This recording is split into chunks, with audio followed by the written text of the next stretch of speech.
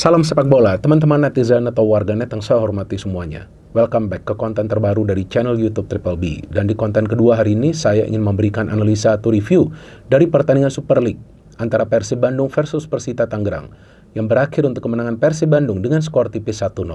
Dengan hasil akhir ini, teman-teman, berarti untuk sementara, memang Persib masih berada di posisi puncak klasemen Super League. Tapi sekarang, selisih poin Persib dengan Persija adalah 3 poin, dan dengan Borneo FC yang mengalami kekalahan dari Dewa United adalah 4 poin. Dan dari Malut semakin jauh lagi, yaitu 9 poin. Oleh karena itu, menurut hemat saya, jika di pertandingan selanjutnya melawan Persija Jakarta Malut United gagal meraih kemenangan, maka berarti persaingan untuk menjadi juara dari Super League musim ini akan hanya melibatkan 3 tim, yaitu tentu Persib, kemudian ada Persija Jakarta, dan Borneo FC. Karena saya pikir dengan hasil imbang Malut United melawan Semen Padang ini yang membuat mereka akan sulit untuk bisa mengejar Persib Bandung yang sekarang makin menggigil di puncak. Ya jelas dong. Apalagi Persib Bandung ini satu-satunya tim yang selalu meraih kemenangan ketika bermain di kandang mereka sendiri, yaitu tepatnya di Stadion Gelora Bandung Lautan Api. Oleh karena itu, dari 11 pertandingan yang telah dimainkan Persib Bandung, Maung Bandung selalu meraih kemenangan ketika mereka bermain di Stadion GBLA. Jadi total 33 poin diraih oleh Persib sebagai tuan rumah. Dan musim lalu, jika teman-teman masih ingat, Persib Bandung mampu meraih 12 kali kemenangan di kandang mereka sendiri, dan itu salah satu faktor yang membuat Persib kembali menjadi juara dari Liga Indonesia. Kan kita tahu musim lalu Persib berhasil menjadi back-to-back champions. Artinya jika di pertandingan selanjutnya melawan Madura United, Persib bisa kembali meraih kemenangan, nah tentu peluang untuk menjadi juara dan 3 kali berturut-turut menjadi juara alias hat-trick sangat terbuka bagi Persib. Tapi kan tidak gampang ya untuk selalu meraih kemenangan.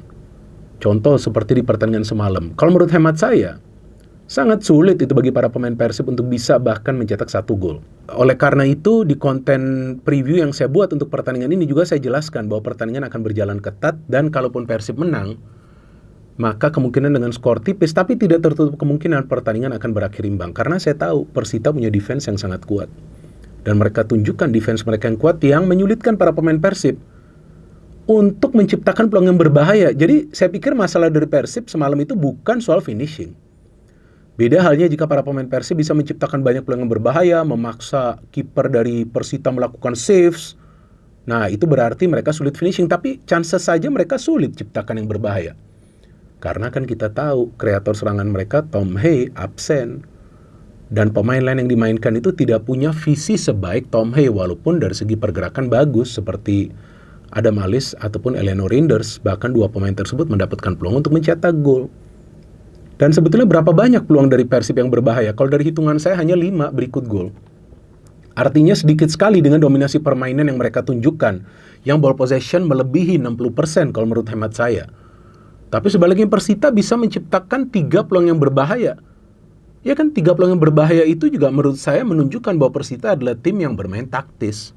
Dan memang itulah strategi dari Carlos Peña, tunggu di belakang main counter attack, tunggu di belakang main counter attack yang sangat berbahaya juga.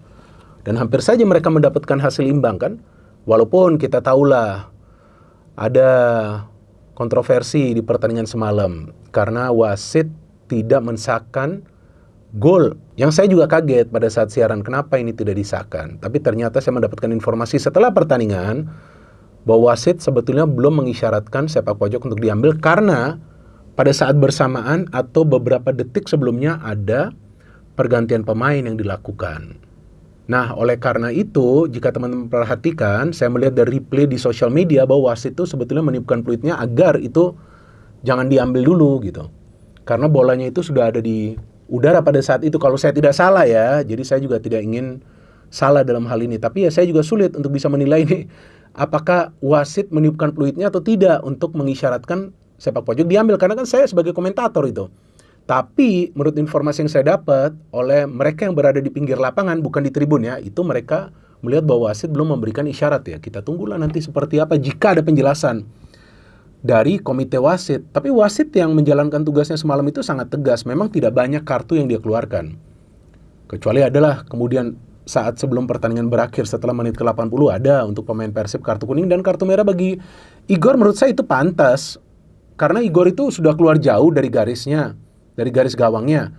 Dan dia lebih dulu mendorong Beckham sebelum terkena bola. Kalau dia tidak mendorong Beckham Putra, maka kemungkinan Beckham akan bisa mencetak gol karena dia tinggal lob bola saja. Dan dia berada di belakang Beckham Putra, bukan berada di depannya.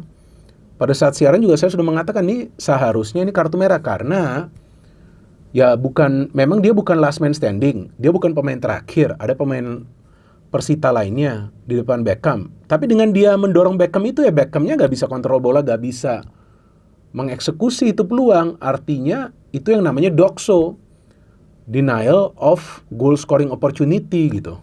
Jadi saya pikir sah saja dan memang bagusnya di pertandingan semalam VAR-nya itu aktif kan. Jadi ketika ada protes dari para pemain Persita, wasit bisa melihat monitor di pinggir lapangan kemudian mempertegas keputusannya bahwa tetap itu kartu merah. Dan saya pikir juga teman-teman yang merupakan penonton dari Liga Indonesia gak perlu juga membuat narasi-narasi yang negatif. Saya benci banget hal-hal seperti itu. Kalian tahu apa? Kalian jadi harus bijak juga. Sebelumnya juga banyak narasi negatif bahwa Persija bisa menang karena VAR-nya gak aktif. Kemudian karena Riza Ade melakukan blunder. Itu narasi seperti apa? Kecuali kalian punya bukti, ya kalian tunjukkan bukti itu juga di sosial media. Lapor aja langsung ke PSSI atau bikin viral di sosial media. Pasti kan diusut. Kalau nggak, buat apa kita menjelek-jelekkan liga kita tanpa bukti yang kuat, ya? Tapi percuma saya ngomong seperti ini juga. Tetap aja banyak orang yang aneh-aneh, mungkin juga gak nonton full Liga Indonesia, tapi coba untuk menjatuhkan liga kita. Jadi saya pikir sekarang lebih baik saya bahas soal jalannya pertandingan ya. Dari Persib Bandung, dari starting lineup, ada Tija Pakualam, kemudian Eleanor Rinders kali ini bermain di sebelah kiri, Kakang di kanan, Matrikardi dan Barba, dan lagi-lagi dengan duet Matrikardi dan Barba. Persib Bandung ini belum terkalahkan, luar biasa ya benar-benar ya. Dan Teja kembali mencatat clean sheet loh. Hebat juga ini kiper ini. Saya gak tahu nih John Herdman lihat gak ya dia nih main seperti ini ya. Dan dia bahkan melakukan 2 saves yang krusial loh. Itu dari Raiko tuh 2 kali itu dia melakukan save. Jadi dia sudah mencatat 13 clean sheet dari 19 penampilannya. Paling banyak loh dia mencatat clean sheet. Dan ini bukan kiper yang mengandalkan keberuntungan, memang lagi bagus dia. Kemudian ada juga Sadil Ramdhani, bagus lah crossing-crossingnya. Ada Luciano, ada Putros, ada Berguinho juga bagus. Ada Malis dan juga Andrew Yung. Andrew Yung mencetak gol, ini sangat penting bagi dia. Dari Persita ada Hoki Caraka yang bermain sebagai striker. Ada Reiko, ada Berbesa yang sulit berkreasi.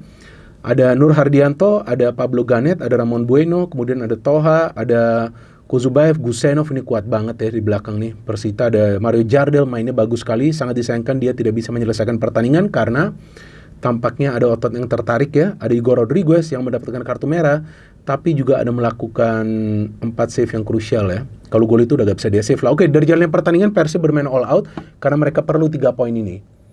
Sebab Persija sebelumnya menang dan Malut sebelumnya imbang dan Borneo akan bermain melawan Dewa United. Jadi ini adalah momen bagi Persib mendapatkan 3 poin. Tapi saya melihat kesulitan para pemain Persib menciptakan peluang adalah karena mereka terlalu terpaku bermain dari sayap. Dan itu sebetulnya sudah bisa dibaca oleh para pemain Persita sehingga mereka melakukan blocking di tengah yang berhasil dan di sayap mereka menempatkan fullback yang kuat. Betul kan, salah satunya itu Mario Jardel yang menyulitkan pergerakan dari Berguinho. Walaupun Persib bisa menciptakan peluang dari luar kotak penalti, tapi itu pun menurut saya gak berbahaya di babak pertama. Ada juga 1 peluang lah yang hampir mereka ciptakan, tapi Mario Jardel bisa menghalau bola dari garis gawang, itu juga penting. Jadi Sadil mainnya gak jelek, oke Sadil. Dia bisa memberikan crossing yang sangat berbahaya tuh melengkung ya ke dalam kotak penalti. Tapi ada missing link dari lini tengah ke depan. Karena pemain-pemain yang bermain di pertahanan itu langsung memberikan bola ke sayap. Jadi saya melihat dalam hal ini Persib miskin kreativitas di pertandingan semalam, gak seperti biasanya. Karena pemain-pemain di tengah, yaitu Putros, Eliano, dan juga Adam Alis adalah pemain-pemain yang biasa bergerak dengan bola. Jadi mereka biasa mencari space, dapat bola passing, tapi lebih fokus passing ke sayap. Mau shooting pun sulit, karena blocking yang dilakukan oleh para pemain Persita. Bagus ini Persita mainnya kalau menurut saya. Inilah taktik mereka, sejak dilatih oleh Carlos Peña. Maka itu mereka salah satu tim lainnya yang defense-nya ini solid. Belum lagi Igor kan lagi bagus-bagusnya. Tapi di awal babak kedua yang saya kira Bojan akan langsung melakukan pergantian pemain, ternyata dia tahan dulu. Karena sebetulnya saya melihat Andrew Yung ini sulit mendapatkan bola sebab dia sulit lepas kawalan dari para pemain Persita. Jadi bukan artinya dia gak bisa finishing, enggak, dia dapat bola saja sulit. Sekali itu di babak pertama di crossing oleh Bergwijn, Javlon bisa menghalau. Jadi memang gak gampang. Sadil memberikan crossing bisa dihalau lagi kalau nggak salah oleh Javlon juga itu. Padahal dia sudah menunggu bola. Tapi di awal babak kedua ini gol yang memang ideal bagi Persib. Baru 5 menit mereka mencetak gol walaupun dari set piece. Kan gak gampang mencetak gol dari set piece. Dan Luciano memberikan umpan yang manja bagi Andrew Jung yang bisa mencetak gol. Ini gol tentunya mengagetkan para pemain Persita.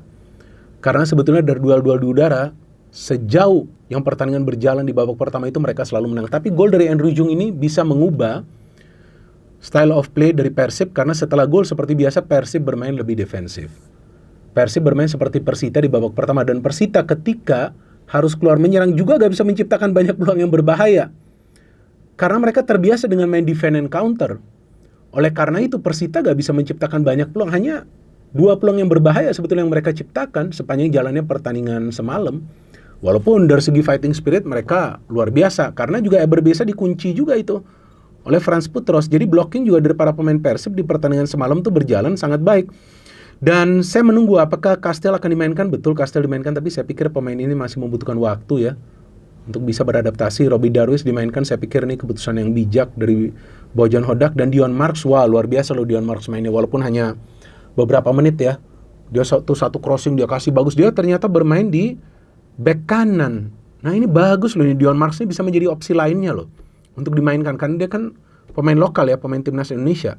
Nah ini bagus loh Dion Marks ini. Ini Dion Marks ini kalau menurut saya adalah wonderkid nih dari Persib Bandung nih. Usianya juga masih muda kan, baru 20 tahun nih. Ini sudah benar nih Dion Marks ini dikontrak untuk jangka panjang. Ya minimal 5 tahun ke depan lah dia harus bisa menjadi pemain yang diandalkan oleh Persib Bandung mulai sekarang nih, karena dia mainnya sudah oke. Dan ternyata, ya itu dia, Igor mendapatkan kartu merah itu ya, memang dia keluar. Tapi biasanya kiper-kiper itu keluar kan jelang pertandingan tersisa 1-2 menit. Tapi sebelumnya juga dia sudah keluar, terlalu pede ini dia. Dan ketika dia kartu merah, Hoki Carak yang sebelumnya kesulitan untuk menyelesaikan pertandingan, dipaksa menjadi kiper. Tapi memang gak ada peluang dari para pemain Persib, karena jika teman-teman perhatikan, di babak kedua, para pemain Persib memilih ketika open play ya, ketika build up dari belakang memilih untuk memainkan bola saja, tapi nggak mau langsung nyerang ke area pertahanan dari Persita karena mereka khawatir kehilangan bola, kemudian Persita bisa main counter cepat, karena itulah kekuatan dari Persita.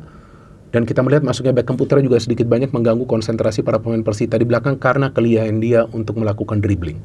Jadi teman-teman, ini adalah kemenangan yang penting bagi Persib, tapi membuktikan bahwa Persib kesulitan untuk bisa create chances karena absennya Tom Hey, yang baru saya dapat informasi setelah pertandingan dari media massa bahwa dia punya urusan keluarga ya. Padahal saya kira sebelumnya dia menjalani akumulasi sanksi kartu kuning, nggak tahu nih mana yang benar. Tapi tanpa Tom Hey terlihat Persib miskin kreativitas, artinya Bojan sekarang harus mencari alternatif jika nanti di pertandingan selanjutnya Tom Hey absen. Dan next match bagi Persib adalah melawan Madura United, dan itu juga adalah pertandingan yang harus dimenangkan oleh Persib. Sambil juga mereka menunggu hasil dari pertandingan lainnya dari Persija dan juga dari Maluku United. Kalau bagi saya man of the match dari pertandingan semalam, nah siapa tuh man of the match? Nah bingung kan? Kalau menurut saya man of the match-nya tetap adalah Federico Barba. Luar biasa pemain ini. Build up dia dari belakang itu sangat baik, dan dia pemain yang sangat sulit dilewatkan ketika dalam situasi one on one. No hate, no politics, only football. Salam sepak bola.